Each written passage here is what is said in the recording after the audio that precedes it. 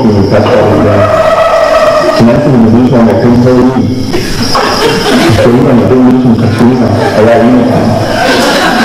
Jeg fandt en skaftet. Jeg har ret godt skaft. Det har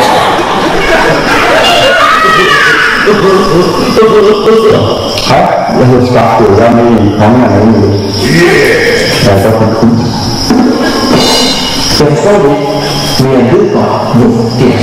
Og det er fordi, og jeg snakker sådan sammen med, det er fordi, at unge mennesker har planlagt, som ikke har fået personlighed fuldstændig på plads.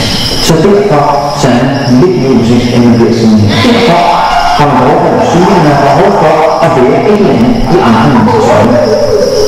Jeg vil aldrig minde mig spørge dig for at blive kendt. Og nu kan det godt være så åbent en følelse, men hvis du sidder derude og gerne vil være kendt, så er det med at gøre det ikke. Det er ikke bare frem. Det er bedre at blive verdens bedste læge, for eksempel at finde ud mod kræft eller psoriasis eller hvad man ellers kan. Lad være med at tage til Mexico og knalde dig kendt, fordi det er bare kun et øjeblik, så det er ikke kendt. Hvis du gerne vil være kendt, og det gerne vil gerne vil være, så gør det på en anden måde. For nu skal vi, de her programmer, de bliver lavet for at folk kan se dumme ud i de andre steder. For det er det, der er sjovt for os andre at kigge på. Jobs, der opføres til.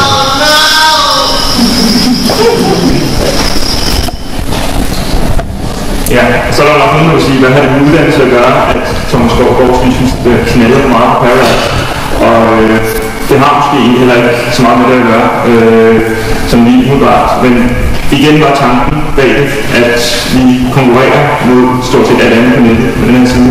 Fordi vi er nødt til at have noget, som de unge synes er sjovt med det samme, og som vi har lyst til at dele. Og når vi først har været med, så skal vi nok lige se nogle af de andre videoer, som har lidt mere relevans. Så derfor har vi valgt nogle ting, som går lidt til grænsen, til. Det skulle så faktisk vise sig, at det gik lidt anderledes, end jeg regnede med. Efter et par uger, der var det videoerne med de unge mennesker, der havde trukket klart lidt hits. Der var flere 100, der havde set hver af dem, mens videoerne med Tom Skovgaardsvig og Jernlassen, der lå langt under 100 et stykke, men de skulle så ændre sig.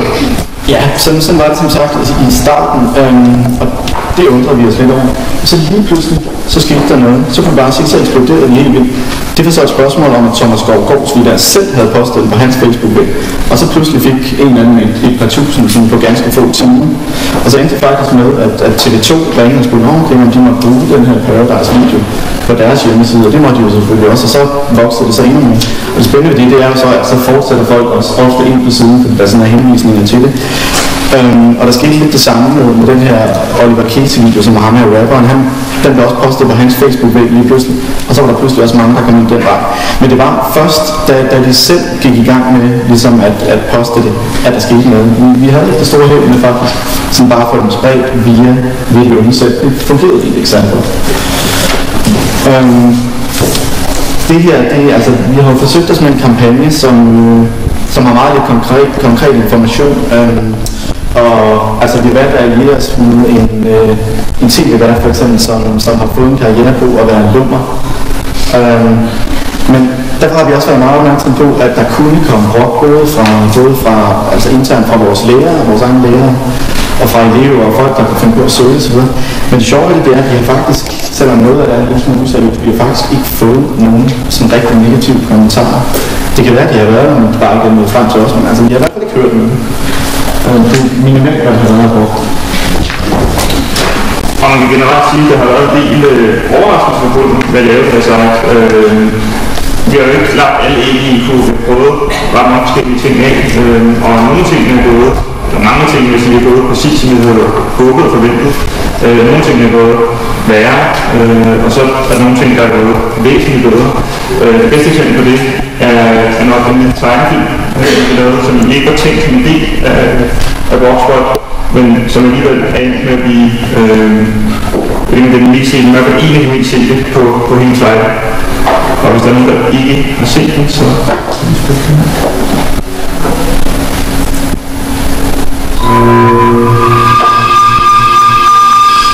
sig hej til vores hovedperson Viggo. Viggo vil gerne have et fedt job. Præcis hvad det skal være, ved han dog ikke endnu. Viggo skal til at vælge gymnasium. Heldigvis har Faster Jytte allerede besluttet, hvilket gymnasium jeg skal vælge. Du skal på almen gymnasium ligesom din farfar og din far og din onkel. For hans gymnasie er jo ikke almen dannende. Men der tager Faster Jytte fra. For hans gymnasie er det moderne gymnasium. På hans gymnasie synes vi, at Obama er lige så interessant til Aristoteles. Vi mener, at international økonomi er vigtigere end oldgræske vaser. Og vi tror på, at det er mere almen dannende at forstå finanskrisen end 30-årskrigen. Faster Jytte er stadig skeptisk. Men siger du så ikke købt mig? Igen tager Faster Jytte fra. En studentereksamen på handelsgymnasiet giver adgang til lige så mange uddannelser som STX. Faktisk læser de fleste med en studentereksamen fra Niels Bohr og videre, og de bliver alt fra journalister til jurister og direktører. Så Faster Jytte kan sove trygt om natten. Lille Viggo kan blive lille hun drømmer.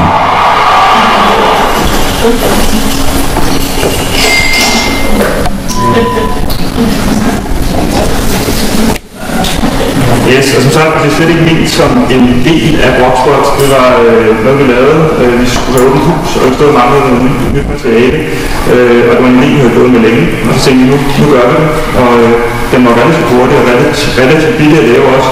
Og det viser egentlig bare, at man behøver ikke en kæmpe kampagne eller en masse penge på at huske igen, hvis man har en god idé. Og det er det ikke alle vil få, kan man sige. Kort efter fandt vi over den her på nettet. Det var en skole i Esbjerg, der havde fået en helt fantastisk original idé. Det var være guddommelig inspiration. Sig hej til vores hovedperson Mette. Mette vil gerne have et fedt job, måske ingeniør, læge eller jordmor. Præcis hvad det skal være, ved hun dog ikke. Mette skal til at vælge gymnasium. Heldigvis har Faster Gerda allerede bestemt, hvilket gymnasium hun skal vælge. Ja, du skal da på et almen gymnasium som din farfar, far og onkel. For teknisk gymnasium er ikke almen dannende. Men der tager Faster Gerda fejl. For teknisk gymnasium er et moderne gymnasium. På teknisk gymnasium synes vi, at Bohr er lige så interessant som Brorsam.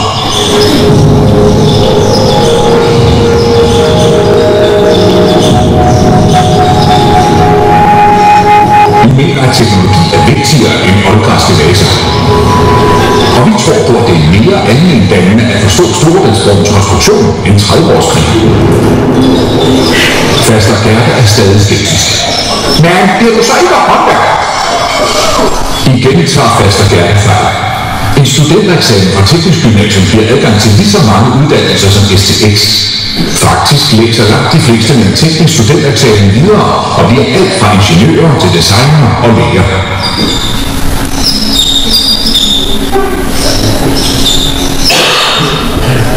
Så Faster Gerda kan igen sove trygt om natten.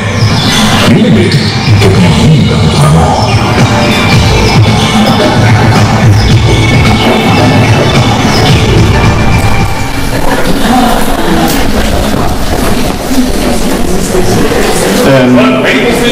Hvad siger du? Ja.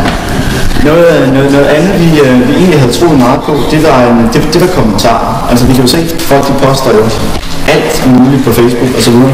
Så hele Rockspot er også bygget op på en måde, så man faktisk kan kommentere alt direkte inde på siden. Fordi vi tænkte, så skal folk nok lige sige, nå okay, det var en sød ung mand, eller måske da lave en anden sviner. Men det er i hvert fald tænkt, der kom gang i nogle kommentarer. Og så vil de jo så dukke op på folks Facebook-profil, fordi det sådan er med Facebook, man kunne kommentere. Men der må vi bare sige, der er et eller andet, der ikke har fungeret der. Altså det er stort set, altså der er stort set nogen, der har brugt de her kommentarer på det. Og det var egentlig en af de ting, vi sådan havde store forventninger til. Vi sagde i starten, at vi synes, det har været en succes for os, det her site. Hvis man skal bakke det op med nogle tal, så kan man sige, at i løbet af den første uge, så havde vi sådan 1200 unikke besøgende. Det er måske ikke vanvittigt, men det er lidt et flot tal, synes vi selv, med at vi faktisk ikke havde brugt nogen penge på markedsføringskroner overhovedet. De 1200, som er kommet primært via Facebook, det viser faktisk, at 70% af dem, der kom ind på siden, de kom via links fra Facebook.